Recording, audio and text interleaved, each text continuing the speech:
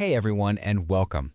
Today, we're going to tackle something that's super useful for any traveler, booking a flight over the phone in English. And by the time we're done, you'll have all the key phrases and, more importantly, the confidence to make your own reservations. So let's get right into it.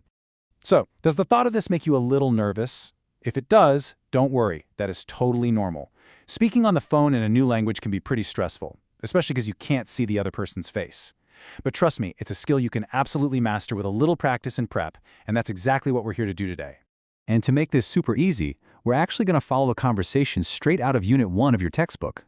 You can think of this as a practice run to get really comfortable with all the words and phrases before you ever have to make a real call. All right, first things first. The most important part of any booking call is just clearly and politely saying what you need. Let's take a look at how it's done. Okay, so here's that dialogue right from your book. We have a passenger, his name is James King, and he's calling Korean Airlines. The airline staff answers, "Thank you for calling Korean Airlines. How may I help you?" Now really listen to how Mr. King kicks things off. See? Super clear, right? He uses that polite phrase, "I would like to reserve," and then he gives them three key things they need to know. What he wants, a round-trip ticket, where he's leaving from, Seoul, and where he's going, New York City. Okay, let's pause for a quick vocab check.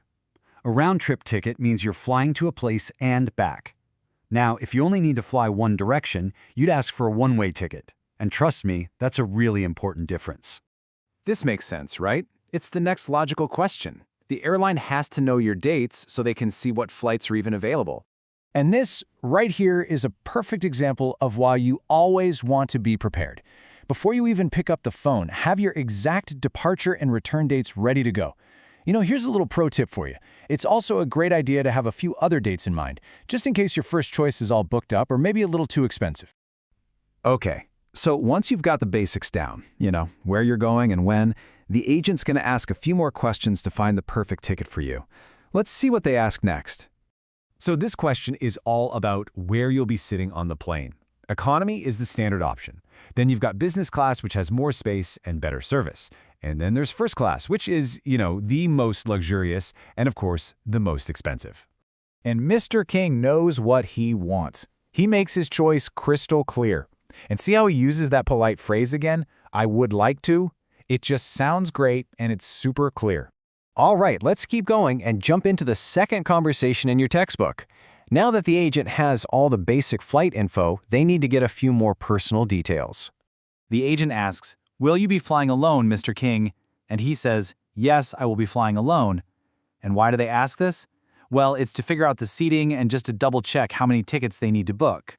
Next up, the agent asks, "Do you prefer a window seat or an aisle seat?" Mr. King says, "I prefer an aisle seat." So an aisle seat is the one right on the walkway, which is awesome if you like to get up and stretch your legs. A window seat, of course, is great for the views. And hey, if you don't really care, you can just say either is fine. Okay, we're at what might be the most important part of the entire call, the confirmation. This is where you have to, really listen carefully to make sure every single detail is right. You got to listen super carefully as they read everything back to you. They're confirming the class, the ticket type, where you're going, and the dates. If you hear anything that sounds off, this is your moment to speak up and correct them. And if you don't understand something, it is perfectly okay to ask, "Could you please repeat that?" The agent keeps going with the final details. Departure is at 10 a.m. and arrival is at 11 a.m. Eastern Standard Time or EST. And paying attention to time zones is a big deal. Your arrival city could be totally different from where you left. New York's time, EST, is way different from the time in Seoul. And then, finally, they tell you the price. So, the total cost? $1,500. When you hear a price, I think it's always a good idea to jot it down, or even say it back to them, like, "Okay, so that's $1,500? Just to be 100% sure you heard it right. All right, last step, paying for it. Mr. King says how he wants to pay, and then he asks this really great question. Is that acceptable? This is such a smart question, right? It just makes sure there are no surprises later. When you get to this part, you'll want to have your credit card number, the expiration date, and that little security code from the back all ready to go. And yet, the agent says Visa and MasterCard are fine. Honestly, for phone bookings, using a credit card is usually the easiest and fastest way to go. Awesome. We got through the whole conversation. So now, let's do a quick recap of the most important phrases you're going to need when it's your turn to make that call. This phrase right here, it's the perfect way to start. I would like to reserve a round-trip ticket to, or I would like to reserve a one-way ticket to. It's polite, it's super clear, and it just gets everything started on the right foot. And when they ask where you want to sit, this is all you gotta say. I prefer an aisle seat, or I prefer a window seat.